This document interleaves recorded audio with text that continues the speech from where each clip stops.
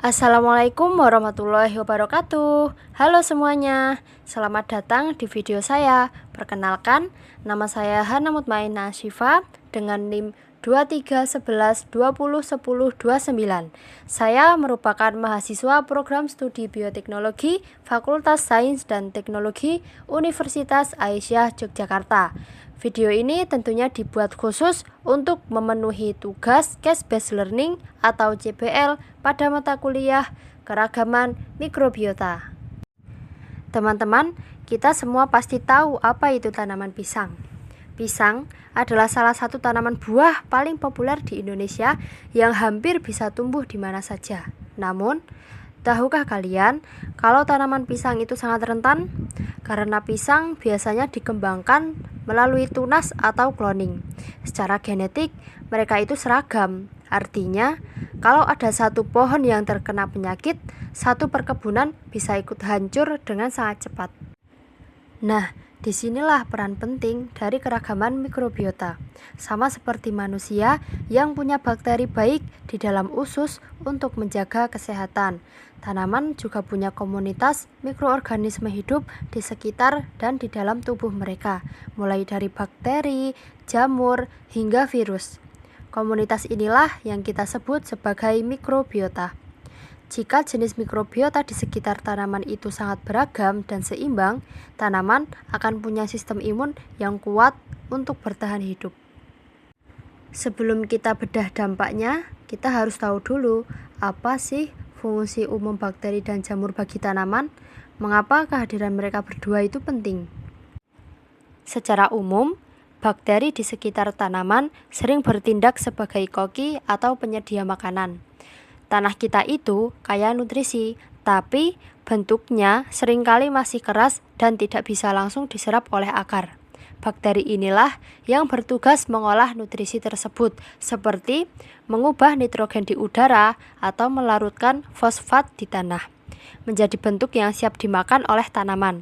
Selain itu, beberapa bakteri juga bisa memproduksi hormon pertumbuhan agar akar tanaman tumbuh lebih lebat.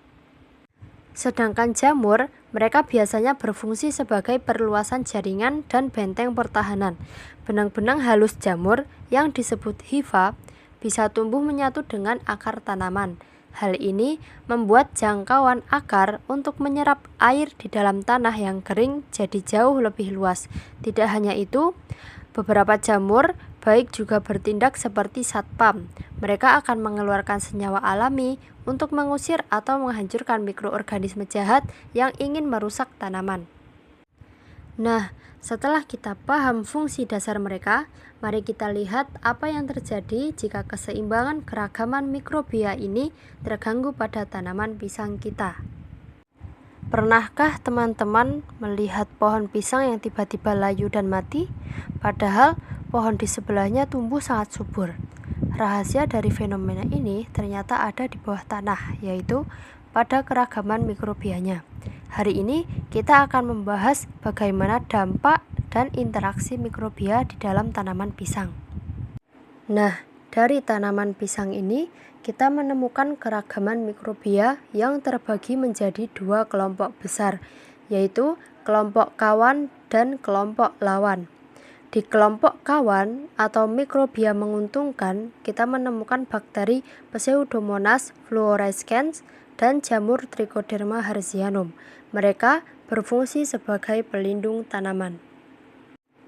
Sebaliknya, di kelompok lawan atau mikrobia merugikan, kita menemukan jamur patogen ganas bernama Fusarium oxyporum.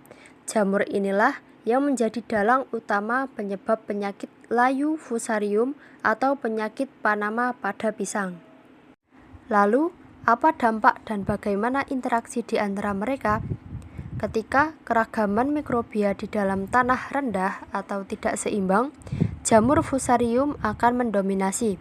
Mereka berinteraksi secara parasitisme, menyerang jaringan pembuluh akar pisang, menyumbat aliran air, dan dampaknya tanaman pisang akan layu, menguning, lalu mati. Namun, ceritanya akan berbeda jika tanah memiliki keragaman mikrobia yang tinggi. bakteri Pseudomonas dan jamur Trichoderma akan melakukan interaksi antagonisme melawan jamur patogen tersebut. Mereka berebut makanan, menghasilkan antibiotik alami, bahkan memakan dinding sel jamur fusarium. Dampak positifnya, tanaman pisang mendapatkan perlindungan alami dan tetap bisa tumbuh dengan sehat dan subur. Kesimpulannya, keragaman mikrobia pada tanaman bukanlah hal yang sepele.